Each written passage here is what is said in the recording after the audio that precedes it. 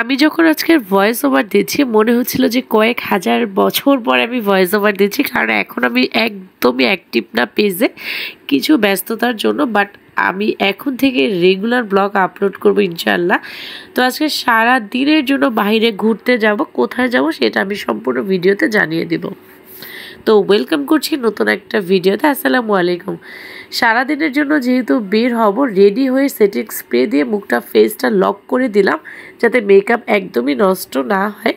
তো আমরা একদম সকাল সকাল বের হয়েছিলাম, আমরা সবাই। ইরামণি যেহেতু এসেছে ঢাকায়, ইনান, সিয়াম, সায়ান, শানের বাবা সবাই মিলে, তারা দুজন গিয়েছিল হচ্ছে আজোয়া থেকে একটু স্ন্যাক্স নাস্তা নেওয়ার জন্য আর কি, যেহেতু আমরা সকালে কিছুই খেয়ে বের হইনি।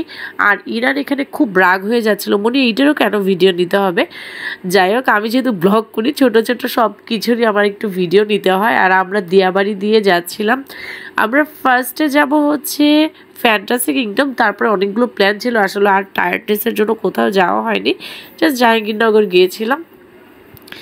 আমরা এই যে তুরাগ নদীটা পার হচ্ছিলাম, একদম সকালবেলা যাচ্ছিলাম। এদিকে তারা দুই ভাই বোন হচ্ছে এতটাই টায়ার্ড হয়ে গেছে, আসলে ওরা তেমন একটা গাড়িতে ওঠার অভ্যাস নেই। তো ইনান আর হচ্ছে ইরা দুইজনই খুব টায়ার্ড হয়ে গেছে, দুইজনই দিয়েছে ঘুম একদমই।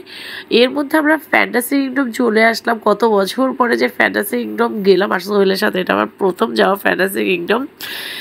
আর ব্যাচ পরিয়ে দিয়েছিল ঢোকার এন্ট্রি হিসাবে। আর সায়নমণি তো স্পাইডারম্যান দেখে খুব খুশি হয়ে গেছে, কারণ তার খুবই পছন্দ, মানে বললো এত বড় কোথা থেকে আসলো।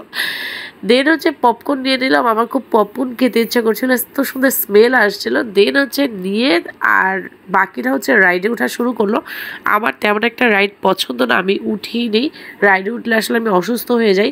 জাস্ট এই রাইডটাই উঠেছিলাম, উঠার পরে যে আমার মাথাটা ধরেছে এটা আমি আর ঠিক করতেই পারিনি। আর এদিকে সায়নমণির ছোট্ট ছোট্ট কিছু রাইড ছিল বাচ্চাদের জন্য, সে জীবনে প্রথম একা উঠেছে, মাশাআল্লাহ। তাকে বলছিলাম বাবা একটু হাই দাও, সে আমার হাই দিচ্ছিল, মাশাআল্লাহ মাশাআল্লাহ।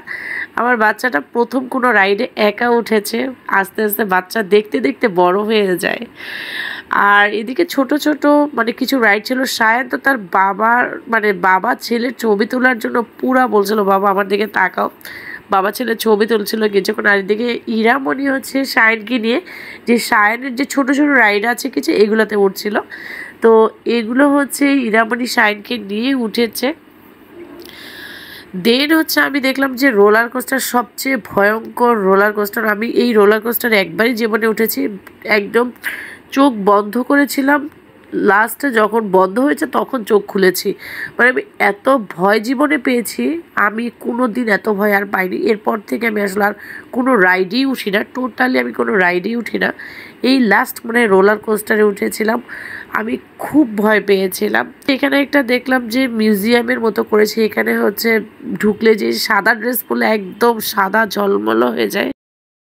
ইরামণিকে দেখে আপনারা তাই বুঝতে পারছেন। আর এদিকে ইনান হচ্ছে বাইক রাইড নিয়ে খুব বিজি, সে গেম খেলবে। তো মনে হচ্ছিল যে সত্যি সত্যি সে বাইক চালাচ্ছে। মাশাআল্লাহ, মানে ছেলেটা বড় হয়ে যাচ্ছে, খুব মজা করছিল। আসলে বাচ্চাদের জন্যই তো এই জায়গাটা, বাচ্চারা খুব এনজয় করছিল মাশাআল্লাহ। আমাদের কাছে একটু বোরিং লাগছে। আর এদিকে তো আমার সায়ান পুরা তার বাবার কপি, তার বাবার যা যা পছন্দ সায়ানের হুবহু তা পছন্দ মাশাআল্লাহ। আর ইরামণি একটা স্ন্যাপ করছিলাম, যেহেতু ইরামণি কিছুদিনের জন্য আমার কাছে ছিল। ইরামণির যা যা পছন্দ আমি আসলে তাই করা ট্রাই করেছি। এদিকে একটা পেয়ে গেলাম টিকটকার সেরে ভাই, এটা না মোবাইলের চেয়ে যখন আমি বাস্তবে দেখেছি এত বেশি ফানি লাগছিল। উনি গানটা গাচ্ছিল আর টিকটক করছিল, কি যে পারে মানুষ, এত ফানি। যাই হোক, তার মধ্যে আমরা চলে আসলাম জাহাঙ্গীরনগরে। জাহাঙ্গীরনগর যে কত বছর পরে আসলাম, লাস্ট 5 বছর ধরে আমি জাহাঙ্গীরনগর আসি না। তার আগে রেগুলার আমি জাহাঙ্গীরনগর যেতাম আমার কাজিনের সাথে। তো জাহাঙ্গীরনগরে অনেক দিন পরে আসলাম, মানে তার ভালোই লাগছিল, অন্যরকম সব কিছু পরিবর্তন হয়ে গেছে। আর চলে আসলাম বটে, মানে হচ্ছে একটু খাওয়া দাওয়া আগে করতে হবে, কারণ সারাদিনে তেমন একটা খাওয়া দাওয়া হয়নি। বটে এসেও দেখি যে সব কিছু মানে চেঞ্জ হয়ে গেছে, নতুনত্ব চলে এসেছে। আর আগে যখন আমি আমার কাজিনের সাথে আসতাম এত কিছু ছিল না, টিনের সব ছোট ছোট দোকান ছিল, আর এখন সব পাকা দোকান হয়ে গেছে। খাওয়া দাওয়া শেষ করে আমরা এবার একটু ঘোরাঘুরি করবো, যেহেতু বিকাল হয়ে যাচ্ছিল।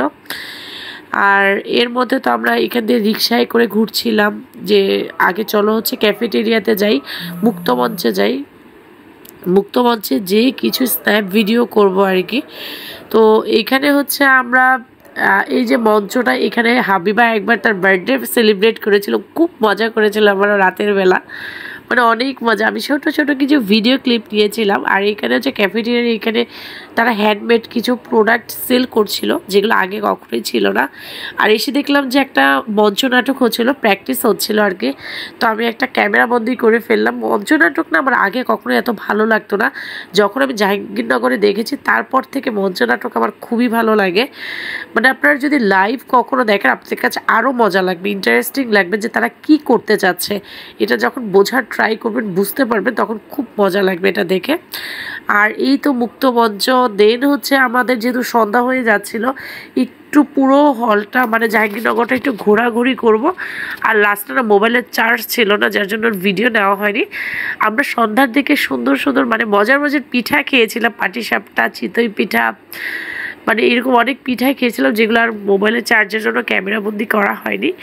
এই তো ছিল আমার আজকের একটা সুন্দর দিনের সুন্দর ব্লগ। ভালো থাকবেন, আল্লাহ হাফিজ।